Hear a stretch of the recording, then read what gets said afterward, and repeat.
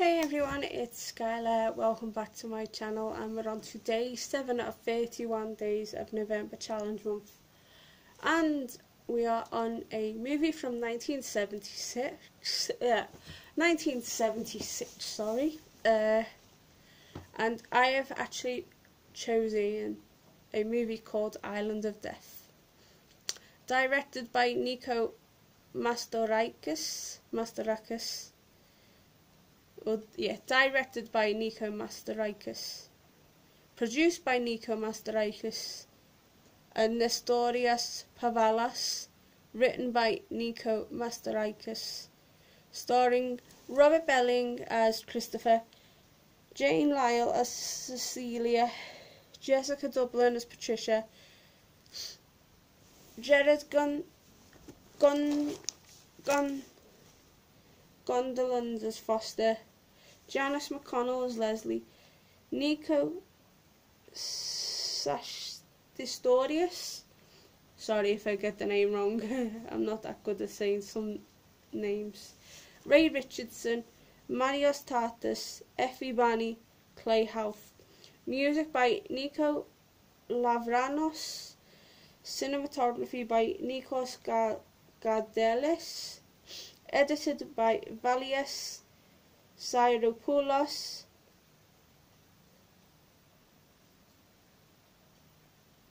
and then the production company was Omega Pictures. This was released in 1976 and it was also set in Greece in a place called Mykonos. Just thought I'd let you know. And this is a bit more shorter review because I only watched it today, so I remember a bit more.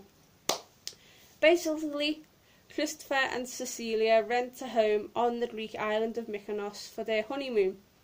The locals believe that they are just an ordinary newlywed couple, but things aren't as what they seemed, because Christopher and Celia are actually sexually sadists and murderers, and they actually left London to start a killing spree abroad. The day after they arrived, Christopher gets... I don't like saying this word, but I have to for this review. And unfortunately he got aroused and starts to rape a goat. I know, but that's actually what happened in the film. It's quite gross. And then kills her. Then they meet a French painter who really liked Cecilia. They then nail him to the ground in a cross-like position, pour paint into his mouth until he chokes to death, then throws his body into the ocean. They then get acquainted with the island locals. They meet a lady called Patricia, who is actually a wealthy older woman, and they get invited to a gay wedding between a middle-aged American that lives on the island and his Greek lover. Christopher and Cecilia break into the couple's house on their wedding night. Christopher chases the older man down the street and stabs him to death. Then Cecilia shoots his lover in the head with a gun, but stages it as a murder-suicide. Then the couple murders a police officer from America as he was following the couple to see what they were up to, basically. So the couple hangs him from his plane and flies it over the ocean. But after a while, Cecilia starts to resist Christopher's murdering escapades, and she hesitated when he goes after Patricia. He arrives at her house and the two start to have sex, and Cecilia decides to watch from a window. Then Christopher urinates on her and beats her unconscious and takes her body outside and decapitates her with a bulldozer.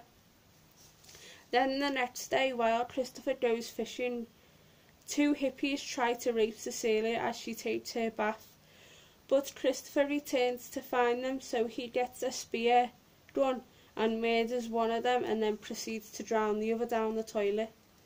Then he goes after a local lesbian bartender who's called Leslie, who also liked Cecilia, so Cecilia visits her house and Leslie asks Cecilia to do some heroin. but Christopher enters and knocks her out until she's unconscious before he injects her with a lethal dose of heroin, and she dies. Unfortunately dies. So after she dies, he uses a deodorant spray and a candle to burn her face. Then Cecilia has dreams of a mysterious man and worries that the island's small size will lead the police to her and Christopher. Then Leslie's body is found by a local crime writer, so the police are searching for Cecilia and Christopher, so they run away to a farm and hide, and they meet a man that Cecilia has been having premonitions about. And then Christopher reveals to Cecilia that they are actually brother and sister, and they have actually been having an incestuous relationship.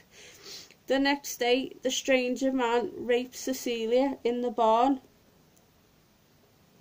and then knocks out Christopher until he is unconscious before raping him in the anus. That means basically in the bottom.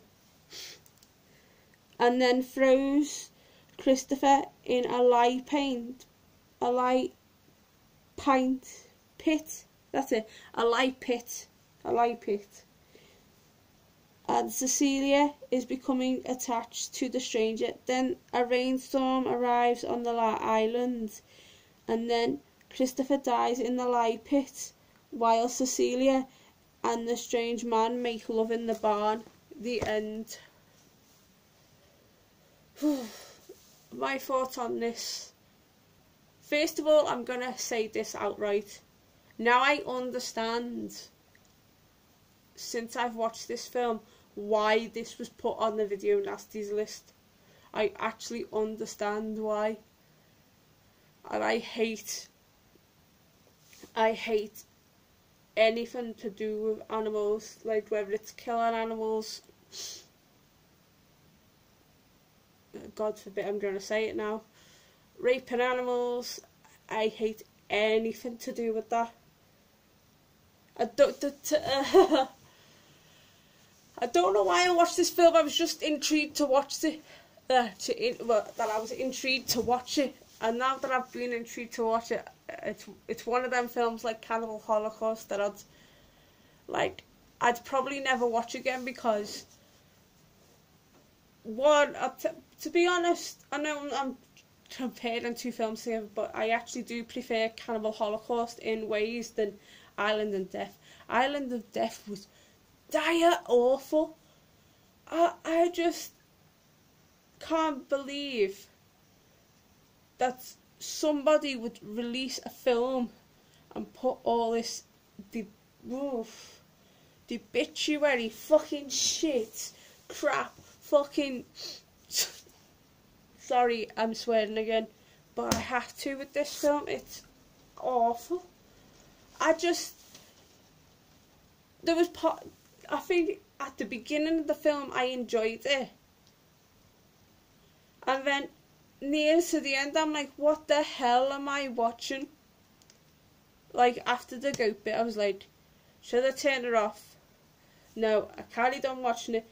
Certain bits was alright, and then getting towards the end it was awful.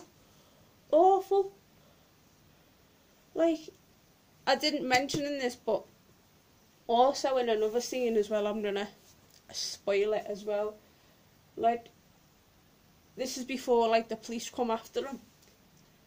He hears a lady in the shower and tries to rape her in the shower. She runs away, and he finds a sickle, of all places, on like a side, which has just been placed there. And then he runs up, looked to open this door, didn't think he'd find it, but he hears the police, and he slams the sickle and kills the girl right in between. Yeah, I just thought that, even that, I just thought it was just fucking, sorry, it's awful.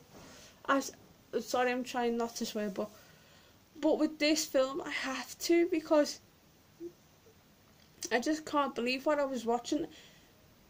Yeah, I do like gory films, but to me, this wasn't gory. It was just stupid. Um, then they added like incestuous scenes and raping goats and whatnot. I'm like, what the hell am I watching? Like, I love gory films, but this, to me, wasn't a gory film. It was just stupid, and that's how I feel about the film. So, to me, it's only getting a 1 out of 10 for me. I absolutely hated the film. It had no concept to it. It was just stringing along, stringing along, stringing along. And how can you end the film on a sex scene?